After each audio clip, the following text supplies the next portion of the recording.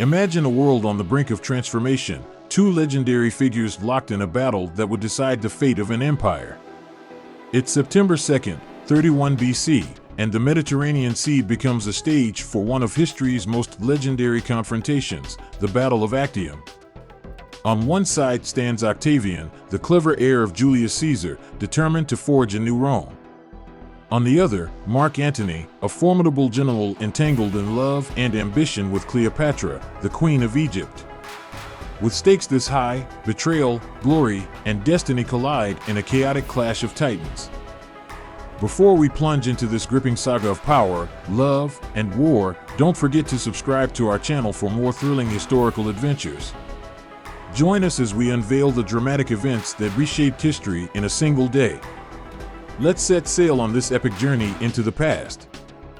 In the late summer of 32 BC, it appeared that Antony and Cleopatra held the advantage over Octavian. Their army and navies were of comparable size, but the resources of the East meant that Antony and Cleopatra were far better funded than Octavian, meaning that they would be able to fight a prolonged war more easily. Their positioning in Greece would also make it almost impossible for Octavian to attack their heartlands in Egypt, whilst they were in a prime position to threaten Octavian's main base in Italy. All their pieces were in place. However, they were about to learn a military fundamental. In war, the enemy gets a vote. Octavian had his own moves to make, plans that would lead to one of the most important battles of the ancient world, the Battle of Actium. There was only one thing that could have possibly restored the alliance between Octavian and Antony. Early disposition. Though Antony and Cleopatra had many factors in their favor, Octavian had a few advantages of his own, the most important of which was his friend and right-hand man, Agrippa. Having defeated Sextus Pompey around Sicily and led a successful naval campaign in the Adriatic, Agrippa was undoubtedly the most talented and experienced Roman admiral of his time, as was signified by the naval crown gifted to him by Octavian. Octavian was well aware of his limitations, as well as the talents of his friend, and so was more than willing to allow Agrippa to take the lead in planning the campaign. It was clear to him that attacking Antony's navy at Actium head-on would be ill-advised. Their defensive position was simply too strong and the fleet too large. At the same time, Agrippa could not risk transporting the entirety of Octavian's army across the Adriatic with Antony's ships so close. Years earlier, Julius Caesar had found himself in an almost identical situation with an enemy fleet thwarting his ability to cross the Adriatic in force, and had only eventually succeeded in doing so, thanks largely to the incompetence of his opponents. However, it was unlikely that Antony would be as clumsy, particularly considering that he and one of his lieutenants, Ahenobarbus, were veterans of fighting in these waters. Agrippa would need a more cunning strategy. Rather than confronting the enemy directly, he instead planned to slowly choke them into submission. Attack on Methone and Antony's supply problems. In the early months of 31 BC, Antony and Cleopatra moved to their fleet at Actium in the Ambracian Gulf and began to rally their army there from winter quarters when suddenly Agrippa struck at the supply hub of Methone. The precise details surrounding this crucial event are, unfortunately, somewhat scarce. However, small references and comparisons to other similar assaults have allowed modern historians to piece together a likely narrative. Methone was an important link in Antony's supply chain and so had a significant garrison under the command of Bogud, king of Mauritania, a talented and experienced soldier, as well as a one-time ally of Julius Caesar. However, it is likely that Antony had his best troops picked out for the invasion of Italy, and so the garrison likely consisted of auxiliaries or irregulars rather than legionaries. Given that any attack on Methone from the sea would require significant coordination and discipline, Agrippa, on the other hand, would have selected an elite force for the assault, likely consisting of roughly 50 ships with 5,000 heavy infantry. Considering how similar attacks were made, it is also likely that Agrippa launched the assault in the early hours of the morning, taking the garrison largely unawares. How effective this surprise attack would have been and how difficult the fighting was can only be speculated. Whatever the case, Agrippa's legionaries would very probably have had the advantage in hand-to-hand combat over whichever auxiliary force Antony had garrisoned there. King Bogud was killed during the fighting, and the city quickly fell to Agrippa. It was the kind of bold strategy that Caesar himself would have conducted. Indeed, modern historians often consider it to be one of Agrippa's greatest achievements, and Barry Strauss ranks the taking of Meth 1 as one of the most daring and risky attacks in military history. The small amount of information that has survived about this crucially important event may well be yet another result of Octavian's propaganda that did want to credit his friend with having done too much. Nevertheless, the fact that we know little about the attack today does not change how impactful it was at the time. Through this one attack, Agrippa had stolen the initiative from Antony and put significant pressure on his fragile supply chain. Moreover, using Meth 1 as a base, Agrippa, with roughly half of Octavian's fleet, launched hit-and-run attacks across Antony's supply line, evading major engagements and fracturing Antony's supply chain. Due to the size of Antony's force, the impact of Agrippa's assaults was almost instantaneous. With their supply line back to Egypt cut, Antony was forced to demand large grain levies from the Greek cities, sometimes needing to use force to get them. Furthermore, Agrippa's constant harassment kept Antony's navy occupied, and after a minor naval engagement, Agrippa had successfully taken the island of Corcyra, allowing Octavian to successfully cross the 75,000-strong army and the remainder of his fleet into Greece sometime in the spring of 31 BC. As well as the army, Octavian, cunning as ever, had brought with him many of the senators and equites who had not gone over to Antony. Octavian was taking no chances of being betrayed in Rome. The fleet was docked near the mouth of the Acheron River, one of the supposed entries into the underworld, while the army encamped around Parga, roughly 35 miles north of Actium. Maneuvers before Actium. Meanwhile, at Actium, Antony had strengthened the position with towers controlling the entrance to the Gulf and establishing a fortified encampment on the southern promontory. While this provided an excellent and well-protected harbor for the fleet, the area was not ideal for his army, with their little access to food and water and marshes with mosquitoes nearby. Evidently, Antony had only intended to use Actium as a rallying point for his army before progressing to the next stage of his plan, the invasion of Italy. Agrippa's aggressive actions had, however, forced Antony to put this plan on hold. Even though he had dispatched numerous garrisons along his supply line, Antony's land force was still colossal, perhaps as many as 100,000, and it would still be weeks until the entire army could be gathered at Actium.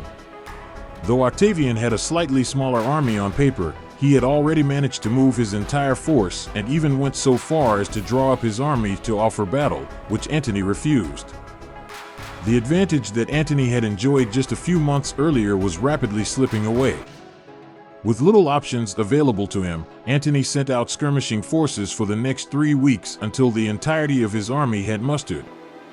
Finally ready to retaliate, Antony established a second camp on the north promontory of the Ambracian Gulf and closed in on Octavian's position and formed up his army for battle.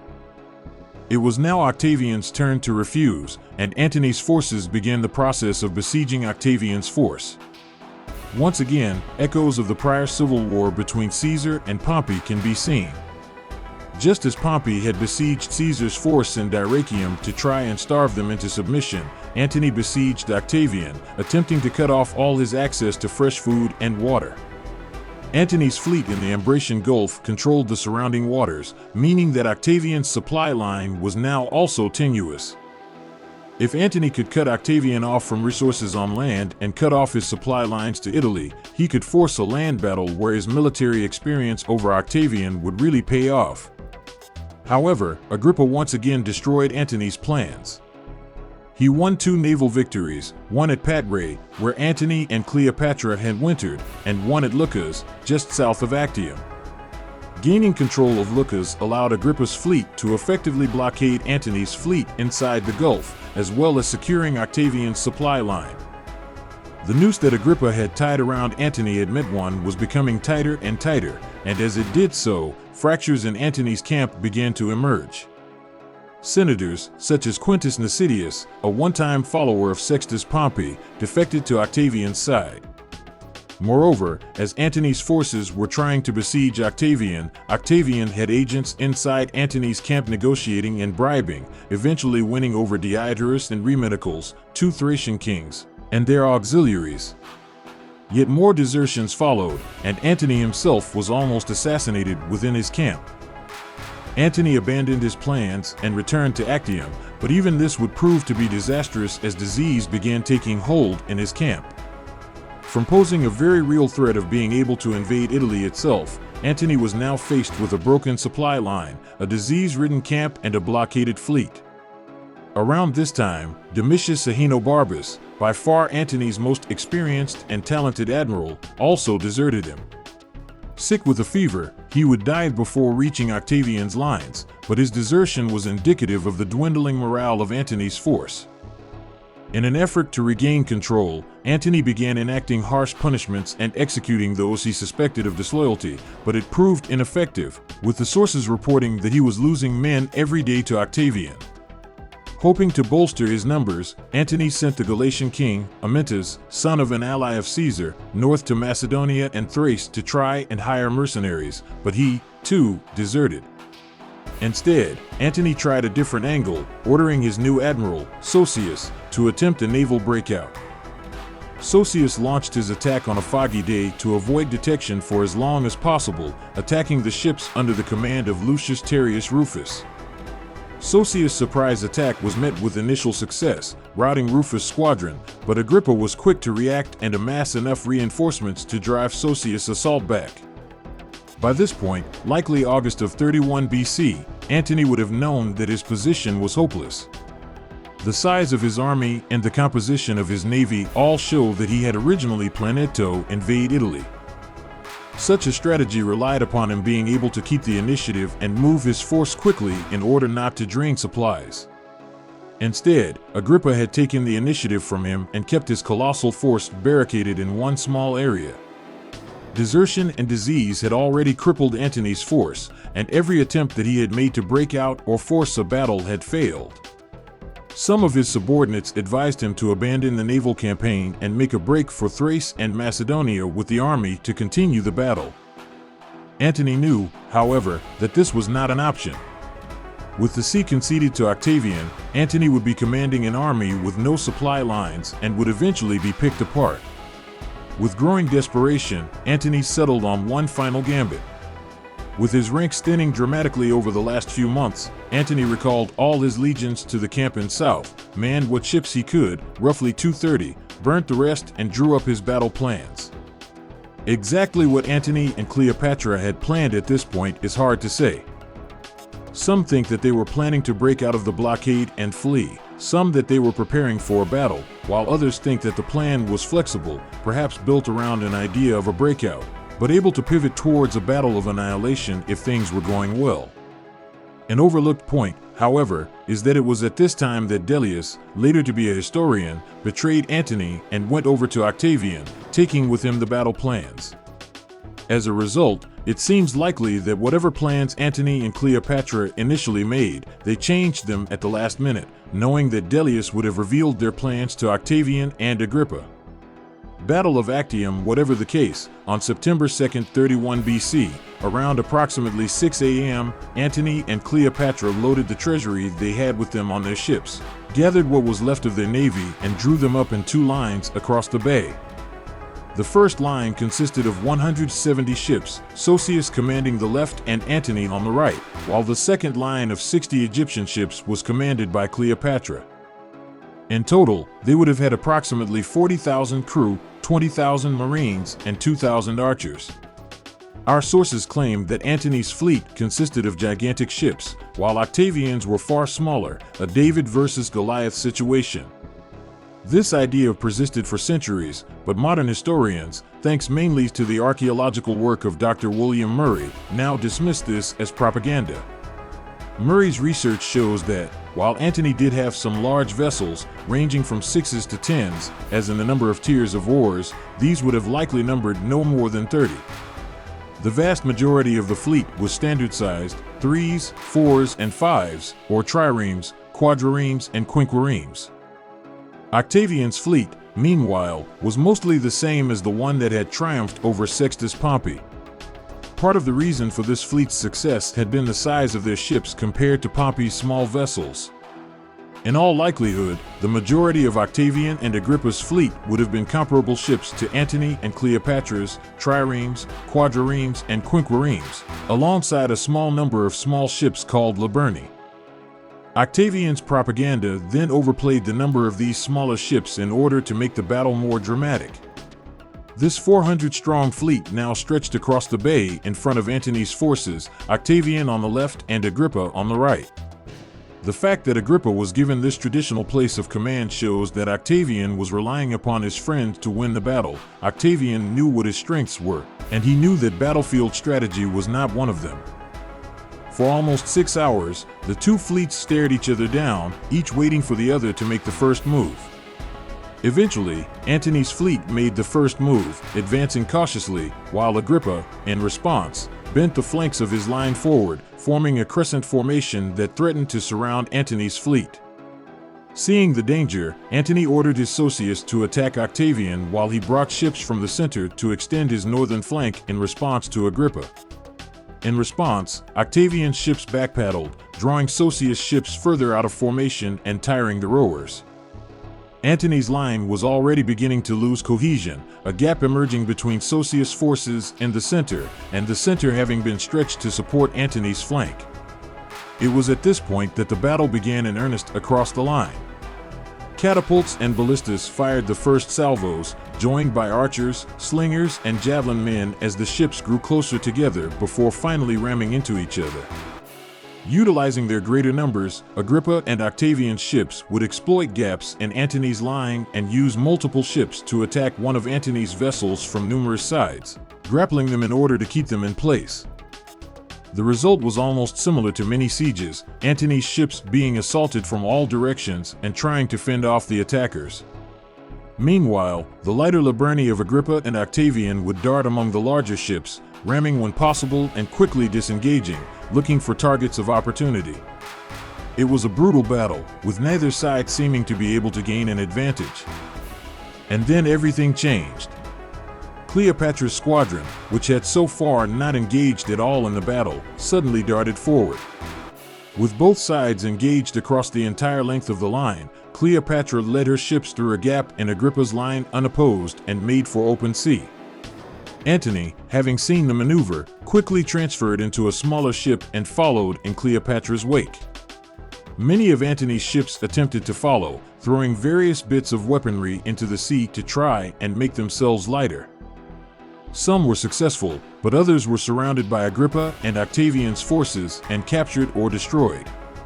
It is often thought that the battle ended when Antony and Cleopatra left the battlefield, but in reality, much of their fleet continued the fight for hours afterwards. In fact, they put up such stiff resistance that Agrippa and Octavian gave up trying to capture the ships and resorted to setting them on fire. Those on the lower decks were effectively trapped before suffocating in the smoke, while those on the upper decks were burnt alive or leapt into the water, where they either drowned or, at least according to Cassius Dio, were eaten by sea creatures. By 8 p.m., the battle was over. What happened? The obvious question that needs to be asked is why Cleopatra did what she did. As we should expect, the ancient sources for the battle dismiss her as a coward, a result of her being a foreigner and a woman, while they paint Antony as a lovesick fool who lost his courage upon seeing his lover leaving the battlefield. While this is possible, it relies purely upon sources that we know were misogynistic, xenophobic, and actively pushing the narrative that Octavian approved of. As a result, modern historians have suggested other possibilities. Barry Strauss, for example, thinks that it is a certainty that Antony and Cleopatra had planned the move together. In his opinion, Antony knew that his situation was dire and that he had little chance of winning, so he committed to saving as much of the fleet as possible. If this was indeed the objective, then it would have to be said that Antony and Cleopatra were rather successful, saving maybe a third of their fleet as well as the treasury. It has also been suggested that Cleopatra was acting purely on her own initiative, that she considered the battle to be going against Antony, and rather than risking her ships needlessly, she made the decision to withdraw her forces independently. Antony then saw Cleopatra's squadron leaving the battle, realized that the battle would be hopeless without them, and so followed suit.